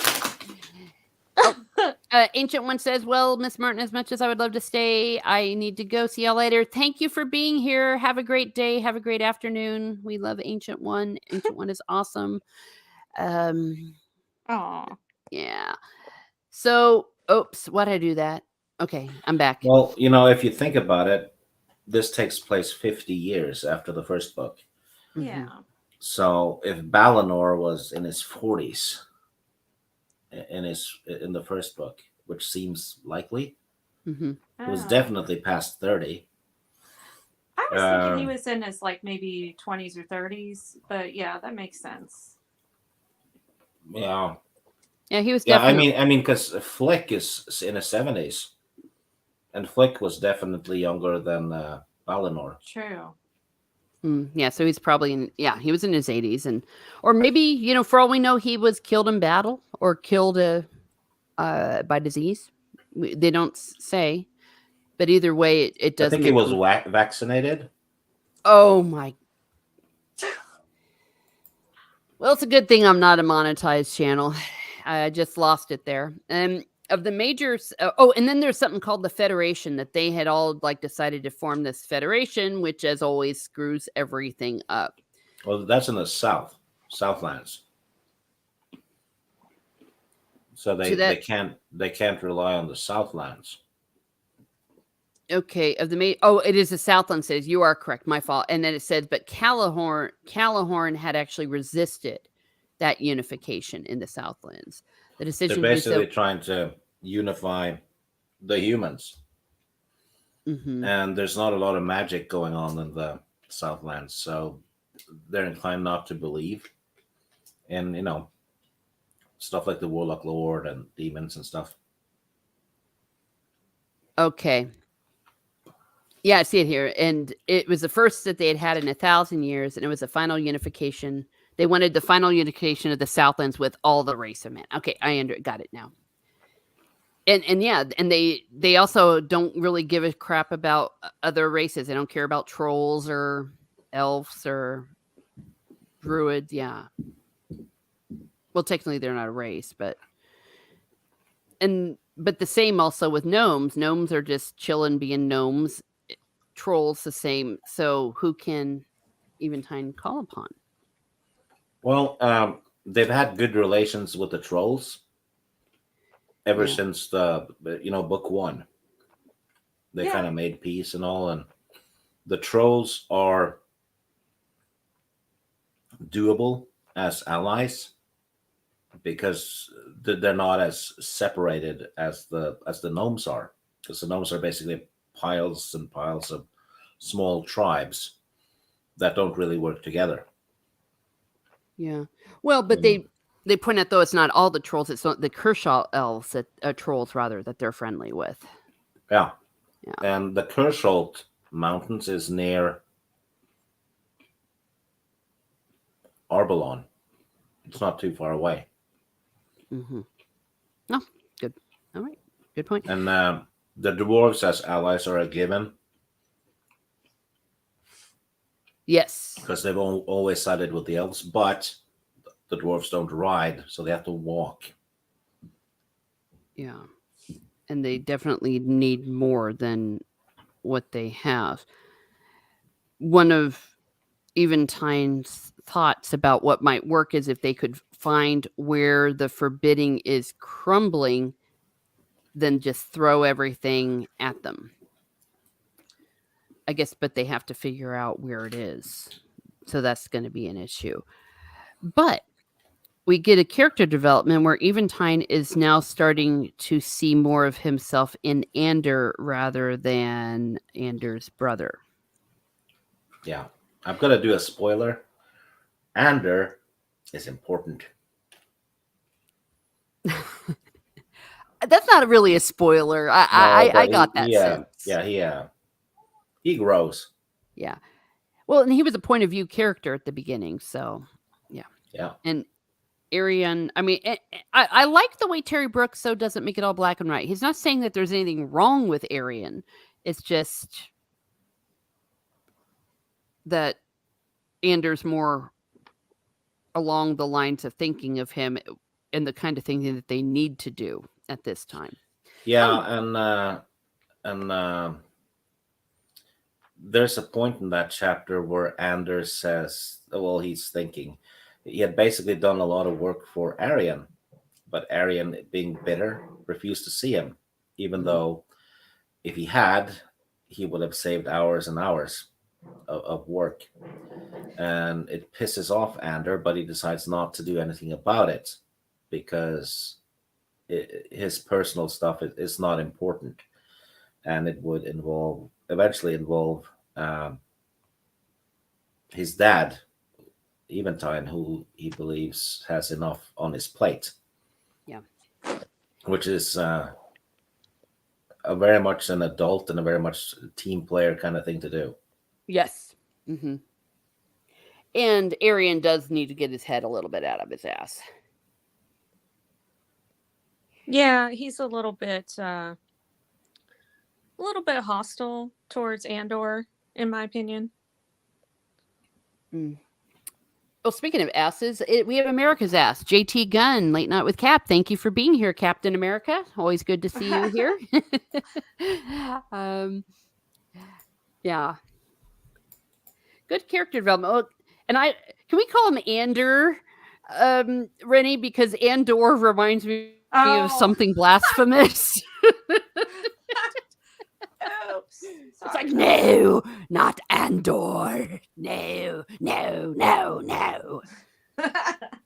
Yeah, so that Can't even. brought out the demon in me. Um, okay, so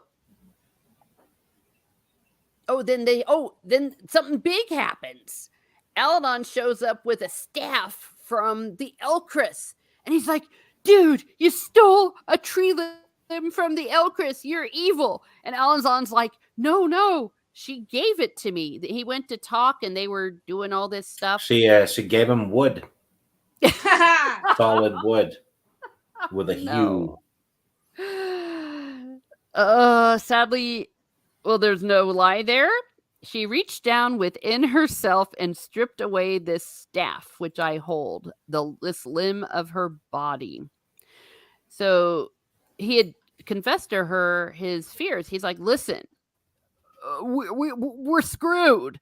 come on, we don't have magic, and oh my gosh, and oh my gosh. And so she granted it to him, probably at great cost to herself. Oh, to aid the elven people. He said, I did not touch her.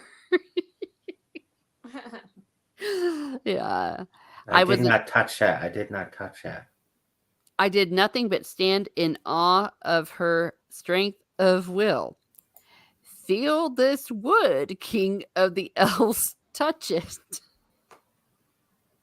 And because I'm 10 years old, I giggle. I'm sorry. So he's like, the wood of the staff was warm as if the blood of life flowed within. It lives, the druid breathed reverently. It is a talisman that will protect the elves against the black sorcery of the demon hordes. I'm thinking that's what they will bring with them into battle. Yeah. Yeah, and the demon boss has a staff as well. Ooh, so something to counter it. Yes, they can cross staffs. And he's like, does the army stand ready? And he's like, then we march at dawn, because you always have to march at dawn. You can't ever march in the afternoon. He's like, but where are we going, man? Says Eventine. He goes, oh, have you discovered where the break will come? He's like, I have. The Elchrist told me. Well, that was very convenient. Couldn't you have said so before, lady? That it probably wasn't weakened enough before. Oh. Okay, I stand corrected. She senses the demons massing at a single point within the forbidding. She knows, because she senses herself weakening where they are. Okay, all right. I am rebuked 3 times over. And do tell us the name of the place where she is sending Alanon with his firmed wood.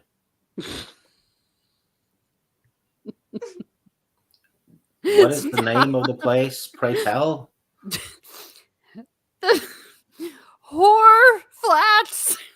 Damn it! Fitting. Why is that so funny? She gave him solid wood, a proper shaft, and sent him to the Whore Flats to plug the hole in the forbidding. Sounds like a good time. At dawn, morning wood, traveling to the Whore Flats. Don't do that. And the king touched the wood to confirm how solid it was before sending him off to the Whore Flats. And he's like, it lives. Yep. It's warm. Oh, and it got warm when Eventine touched it too. Yeah. Now the demons are truly fucked. He thrust the staff into Evantine's hands, and they closed about it. The king's eyes widened in shock. The wood of the staff was warm as if the blood of life. Makes you wonder why the dog keeps growling. I'm sorry for anyone that's coming in and wanting to go away. That was unexpected. I didn't, unlike some people, I didn't make that connection with the Whore Flats. Wondering if it's like the staff is, since it came from inside the tree, because the staff has been inside the tree, for a long time. I'm wondering if it's got a lot of sap on it. Well, it is shining. Oh, yeah.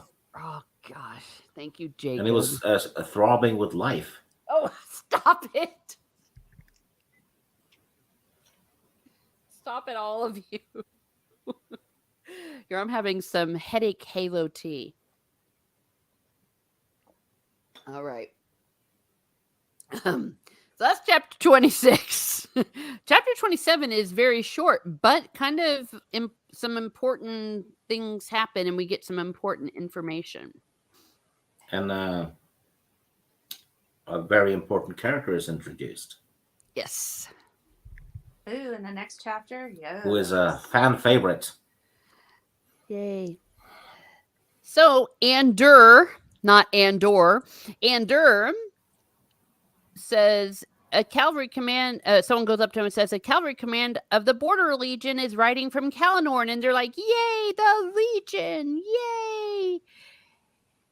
And then they say, "Well, there's no details. Any help is welcome." Blah blah blah. Perhaps your son might go and because they're saying like have Ander go greet them because even teams got important stuff, and they're all like yay yay, and then the border cavalry comes up, and he goes the free course. They sent us the free course. There were a few who had not heard of the free course except for me. The most famous and most controversial command ever attached to the Border Legion of Kalanorn. It drew its name from the promise it gave those who joined its rank that the soldiers might leave behind without fear or question or explanation stuff that was left behind, the stuff in their past. So you have people with a past. They were never asked their pasts, but that what had come before was finished. So it's in a way that if you joined it up, you got like a pardon for life.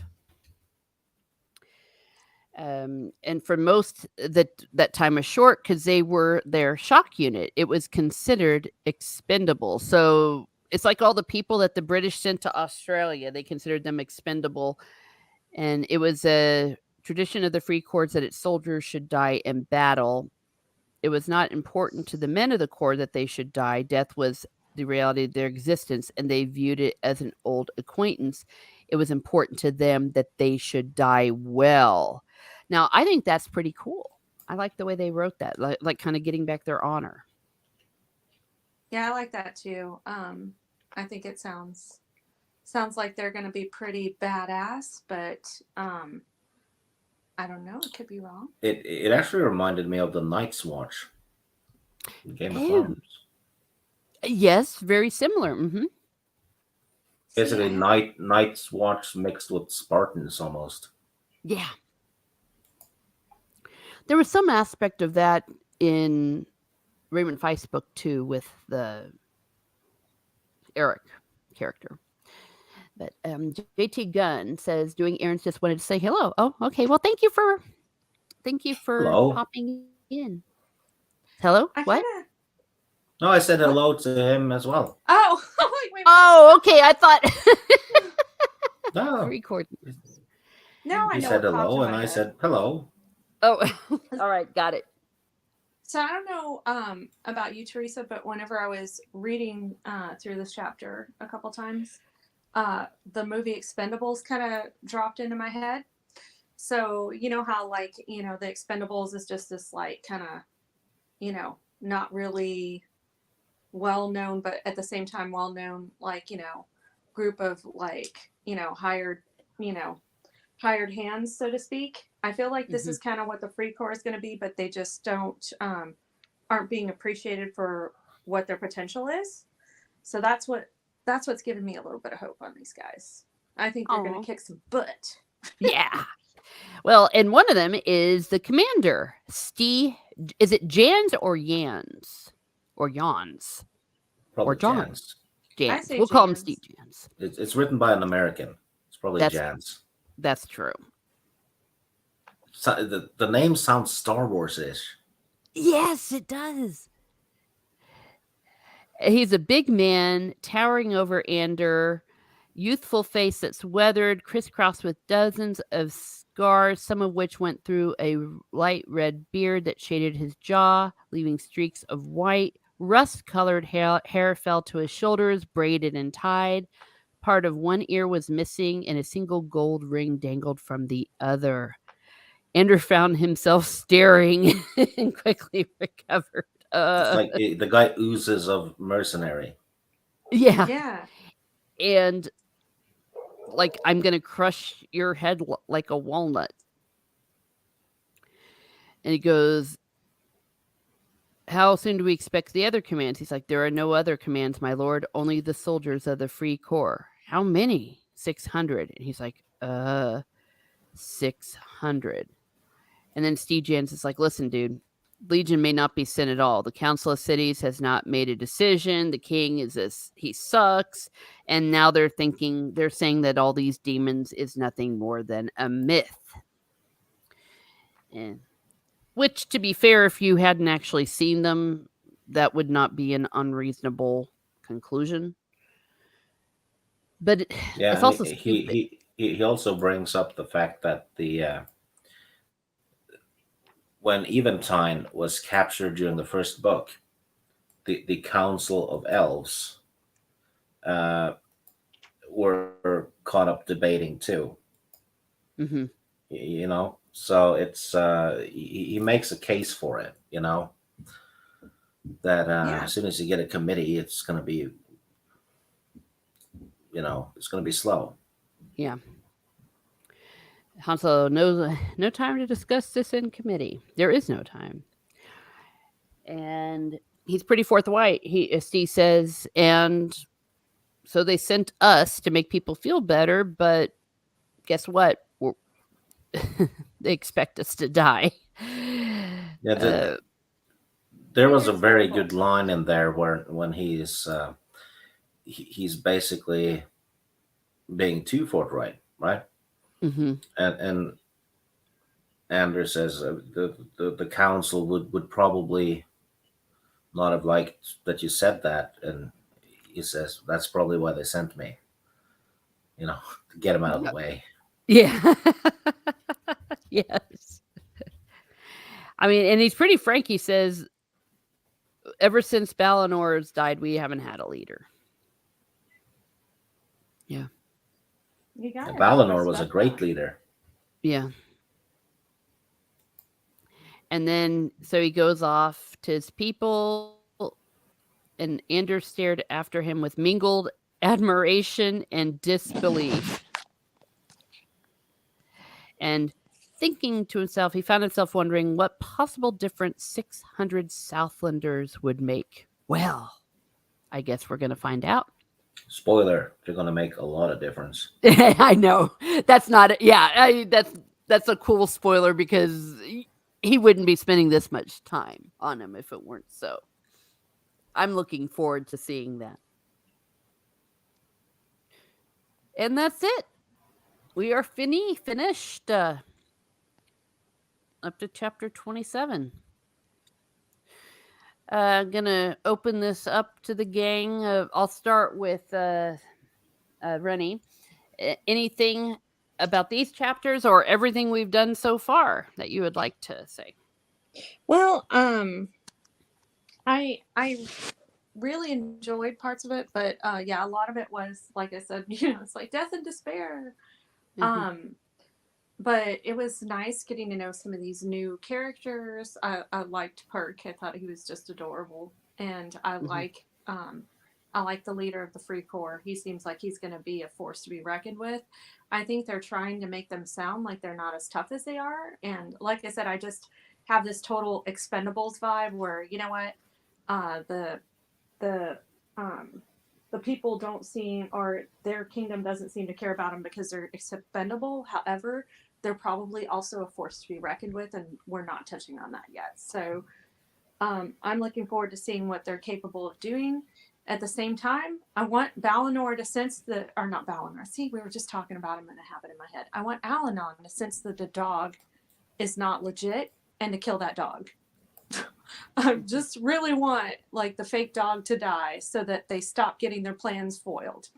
It's really irritating because it's like the demons are always a step ahead of them, but it's because the changeling is hiding out amongst them.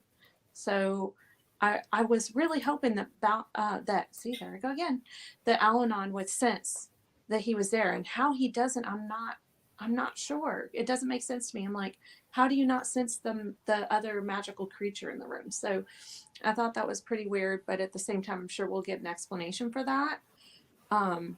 Well, he has no suspicions about it being a changeling. Well, but like, so the demons can sense that he's a druid and that he's magical, right? So why can't he sense that there's some sort of magical creature in the room? I don't know. I don't know. That's just me. So that's why I'm like, I don't understand that one. So I want to see that happen. And that's, I think, my number one frustration is that, the Reaper is one step ahead of them the whole time. Well, until they meet Perk, right? Now that they've met Perk, he's probably like, wait, what? That wasn't supposed to happen. So that'll be a nice change of pace. But, it's just, it's not fair. Mhm.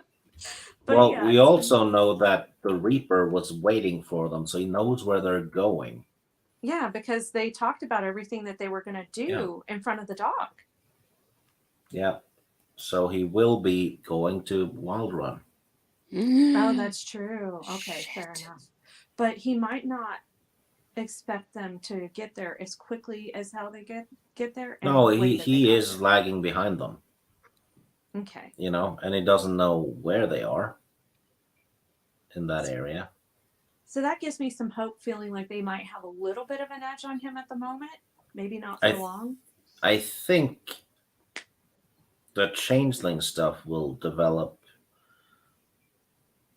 in the chapters we're reading for the next one because we're doing 10, right? Well, that's what we'll need to talk about in a second. Because if we do chapter 28 through chapter 26, that's still going to be 8 chapters. What? It's backwards. Chapter 28 to 36 rather. That's going to be 90 pages. Yeah, that's doable in 2 weeks. What do you think, Rennie? Yeah, I mean 28 through 36, that seems fairly doable. So I think we can hang, or I think I can hang. Yeah. Okay, because you're the one that's going to be, getting married and stuff. Yeah. Yeah. I'm sure Well, she's not getting married every day. well, that's true. Well, but that weekend I'll be pretty much just having fun. So Yeah. Well, and all the prep and stuff. Yeah. yeah. I think All the I think that's planning. doable. We'll do 90 pages in 2 weeks. So we're going to probably see some of what you were saying. Yeah. I mean, what can I say? It's just a roller coaster. Stig, you got any thoughts? No, I'm wondering though, because I told you guys the intensity would escalate. I'm wondering if you guys felt that. Yes. Oh, absolutely.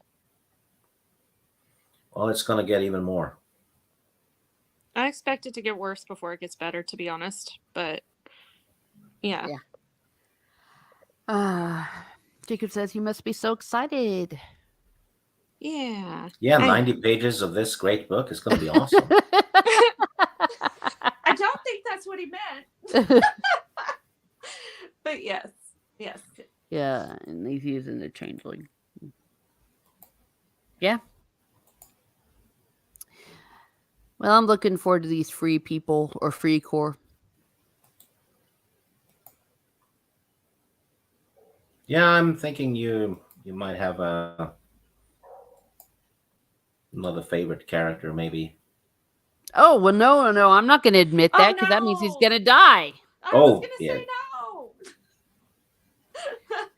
How dare you? I would laugh if like Perk and Steve Jans like die. That's I'm sure you would. Poor little wing rider with so much hope. Yeah. Terrible person. Okay, well, I'm probably going to be winding up this party because Australia and Argentina, they're playing right now. Ah. Yeah, I know who Timon is rooting for.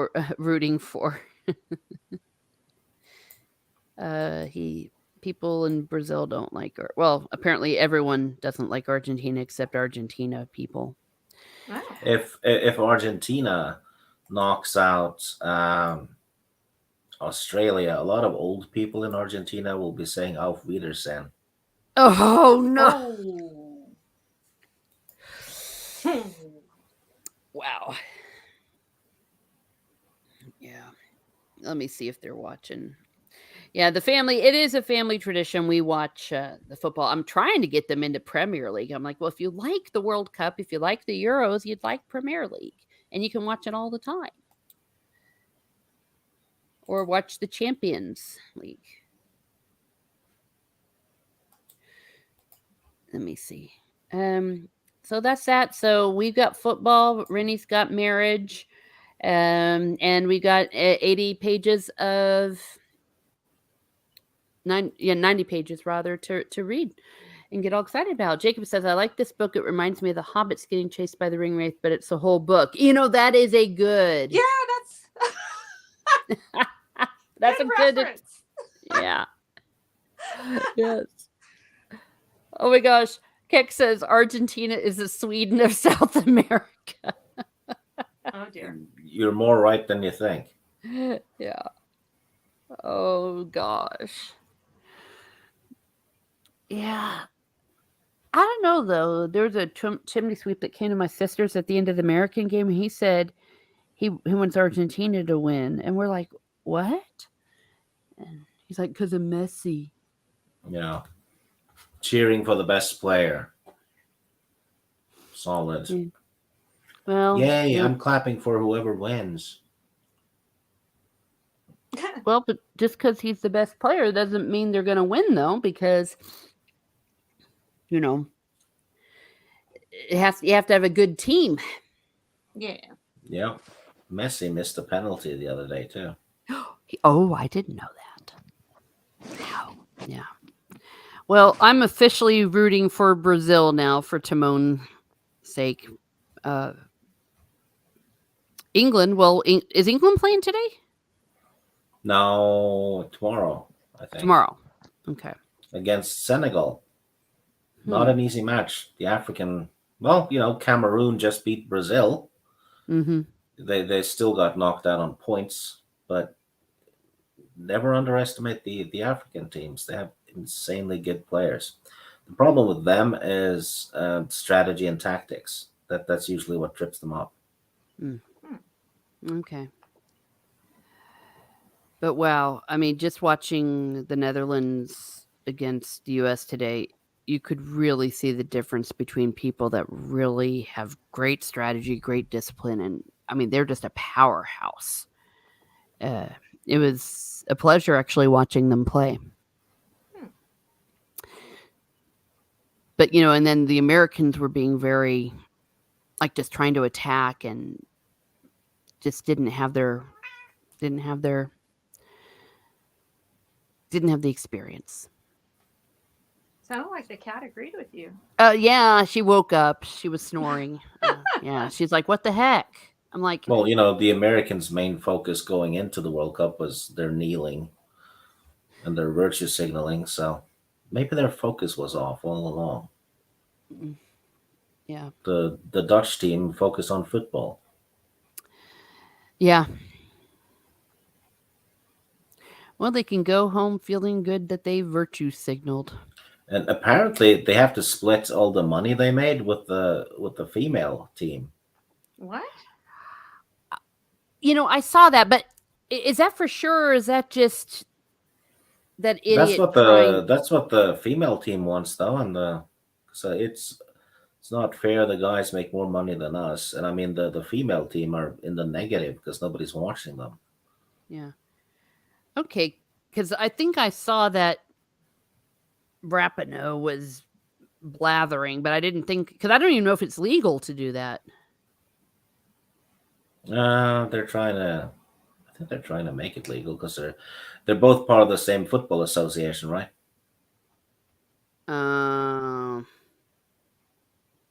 Gotcha. What a bunch of jerks.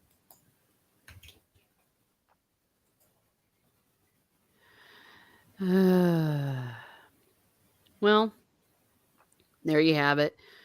Yes, some of the family's watching it right now, so we'll see. We'll see. Well, for everyone that's voted or not voted, that's bet on Argentina or bet on Australia, I hope they win. Actually, Australia, I don't know much about their team, so.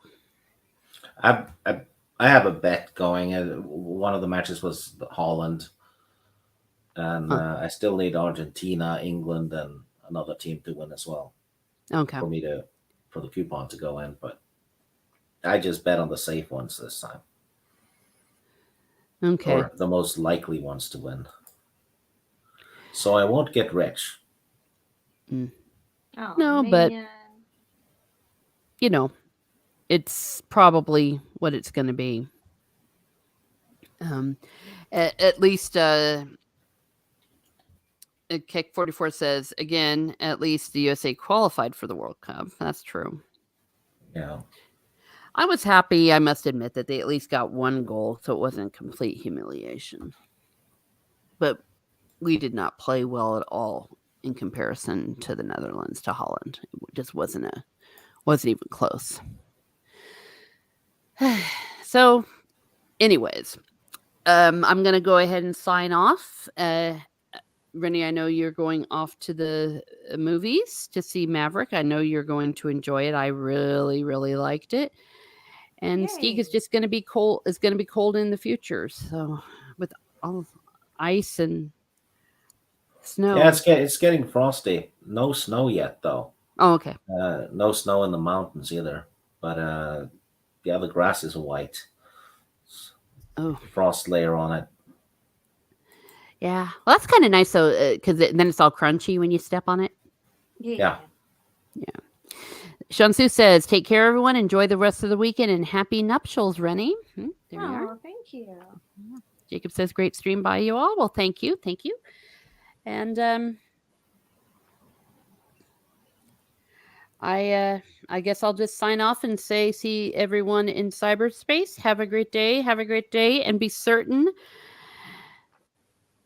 Oh boy, I'm not saying anything. I know. Be certain to trust the wind because the wind will do it.